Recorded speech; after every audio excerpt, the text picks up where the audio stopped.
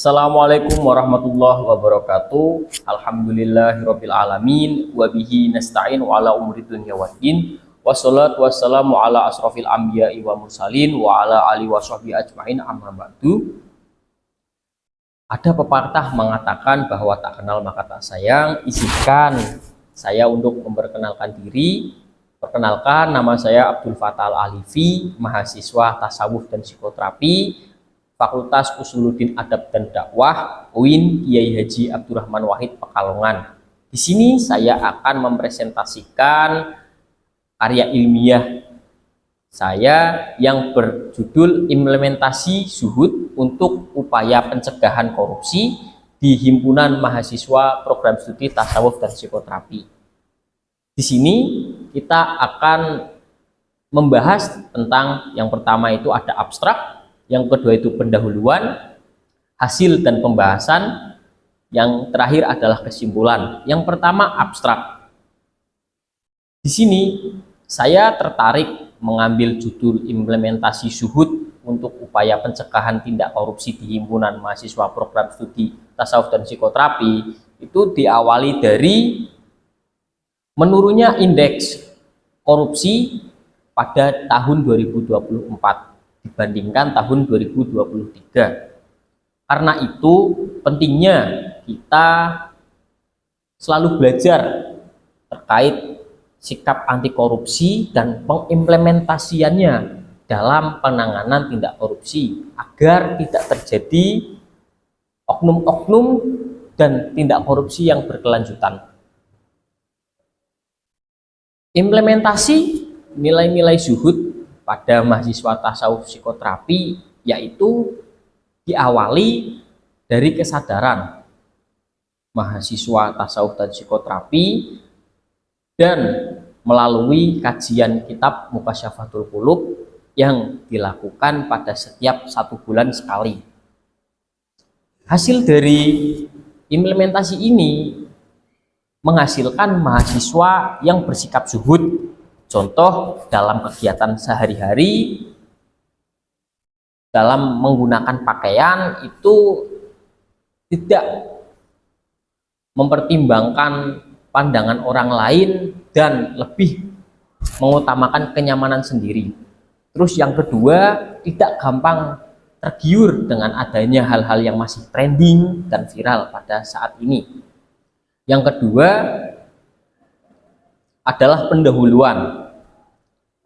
Korupsi ialah sebuah tindakan yang dilakukan untuk memperkaya diri sendiri, organisasi, maupun yang lainnya. Korupsi ini sering tumbuh pada tatanan di masyarakat, pemerintahan, maupun di lingkup universitas, di mana biasanya tindak korupsi ini mengacu pada problematika ekonomi. Biasanya pelaku oknum tindak korupsi ini beralaskan kurangnya bayaran atau masih terjadi krisis keuangan di keluarganya yang merujuk pada tindak korupsi. Yang kedua adalah kurangnya pemanajemenan keuangan di suatu wilayah ataupun negara yang mengakibatkan para oknum ini mencari akal bagaimana caranya bisa untuk memanipulasi anggaran suatu negara ataupun wilayah, sehingga menyebabkan tidak adanya transparansi anggaran yang dikeluarkan dan anggaran yang dimasukkan. Banyak kajian telah dilakukan oleh para peneliti yang membahas terkait tindak korupsi ini. Dari hasil penelitian, berbagai upaya telah dilakukan dalam bentuk pencegahan, sosialisasi, dan pembentukan lembaga-lembaga yang menangani tindak korupsi ini. Namun faktanya yang terjadi pada saat ini tindak korupsi itu semakin banyak, sehingga mengakibatkan merosotnya sistem ekonomi, hilangnya kebahagiaan di suatu masyarakat, dan kerugian yang dialami oleh suatu negara. Implementasi zuhud untuk menghilangkan sifat-sifat dan ketamaan seseorang sebagai upaya proteksi diri atau pencegahan diri dari tindak korupsi. Yang ketiga itu hasil dan pembahasan. Sebagai agen of change, mahasiswa tasawuf dan psikoterapi selalu berupaya mencegah tindak korupsi dengan menerapkan nilai-nilai zuhud yang sudah dipelajari atau dikaji dalam kajian kitab Mukasyafatul Qulub. Kitab ini menjelaskan bahwa seseorang manusia itu harus dapat menguasai dirinya dari hal-hal yang berbau duniawi, seperti menjauhkan diri dari hal-hal yang haram dan juga meninggalkan barang-barang yang syubhat atau barang yang tidak jelas.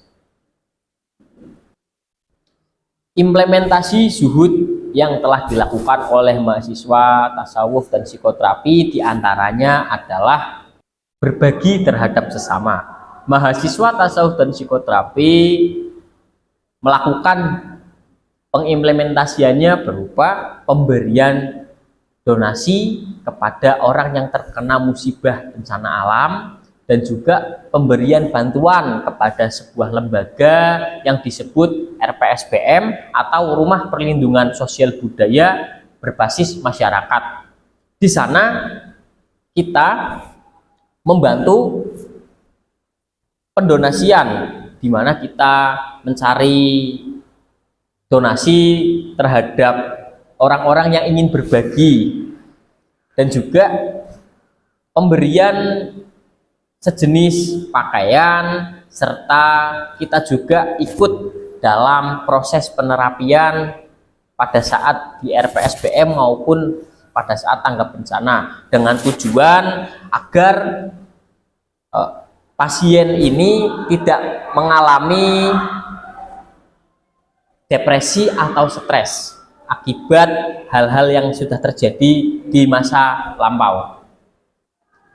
Yang kedua adalah implementasi dari mahasiswa tasawuf psikoterapi terkait zuhud itu adalah kesederhanaan dalam pakaian dan makanan, di mana kita membiasakan diri ketika dalam berpakaian itu yang sesuai dengan adab, yang sesuai dengan ekonomi yang kita miliki, dan ketika dalam makanan pun kita makan sesuai budget dan tidak mengikuti hal-hal yang masih booming ataupun viral. Karena pada zaman sekarang dalam berpakaian itu diatur oleh tren dan gengsi. Nah, makanya kita berusaha mengimplementasikan nilai-nilai zuhud sebagai upaya kita untuk beribadah dan selalu mendekatkan diri kepada Allah Subhanahu wa Ta'ala. Berbagai implementasi nilai-nilai zuhud sebagai upaya pencegahan tindak korupsi dapat menjadi langkah yang tepat untuk membekali mahasiswa terkait pencegahan tindak korupsi, karena di zaman sekarang mencari pemimpin yang mempunyai sifat zuhud atau mengimplementasikan nilai-nilai zuhud itu sudah jarang. Maka dari itu di sini kami mengajarkan dan menanamkan nilai-nilai zuhud ini sejak awal, dan menggunakan teori-teori yang sekiranya dapat diterima oleh mahasiswa umum, dengan harapan ketika sudah menjadi sebuah pemimpin, dia dapat menjadi pemimpin yang selalu menerapkan nilai-nilai zuhud, membantu masyarakat, dan terhindar dari tindak korupsi. Dampak terjadi pengimplementasian zuhud pada mahasiswa tasawuf dan psikoterapi diantaranya adalah selalu termotivasi ketika menjadi pemimpin itu harus ikhlas. Selanjutnya adalah menyadari secara penuh tanggung jawab seorang pemimpin, bahwa tanggung jawab itu adalah tanggung jawab terhadap sesama manusia dan terhadap Tuhan. Yang ketiga itu meningkatkan kreativitas dan kesadaran kepada mahasiswa terkait bagaimana kita harus bersikap anti korupsi dan memberantas tindak korupsi ini sebagai upaya di kemudian hari yang lebih baik lagi. Hasil dari pengimplementasian zuhud pada mahasiswa tasawuf psikoterapi ini dianggap sangat efektif dalam memberantas tindak korupsi pada era kontemporer saat ini, di mana dalam lingkup mahasiswa harus terdapat penanaman nilai-nilai zuhud untuk membangun rasional yang lebih baik lagi dan memunculkan prinsip anti korupsi. Yang terakhir adalah kesimpulan. Kesimpulannya adalah zuhud dinilai dapat lebih efektif dalam upaya penanganan angka korupsi di Indonesia, terutama di kalangan mahasiswa tasawuf dan psikoterapi.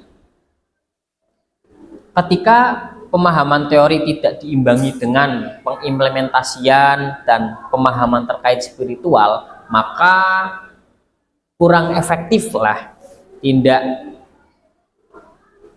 anti korupsi ini, di mana dalam pengimplementasiannya harus didasari dengan niat yang kuat dan istiqomah. Harapan yang tersirat adalah implementasi nilai-nilai zuhud sebagai upaya pencegahan tindak korupsi ini bukan hanya dilakukan oleh mahasiswa tasawuf dan psikoterapi, tetapi juga diimplementasikan oleh mahasiswa lainnya agar menjadi bakal calon pemimpin yang lebih baik lagi dan meningkatnya indeks anti korupsi pada masa mendatang. Demikianlah yang dapat saya sampaikan, kurang lebihnya mohon maaf apabila ada tutur kata yang kurang berkenan ataupun penjelasan saya yang masih susah dimengerti, mohon maaf karena manusia adalah tempatnya salah. Mungkin sekian yang dapat saya sampaikan. Akhirul kalam, wabillahi taufik wal hidayah. Wassalamualaikum warahmatullahi wabarakatuh.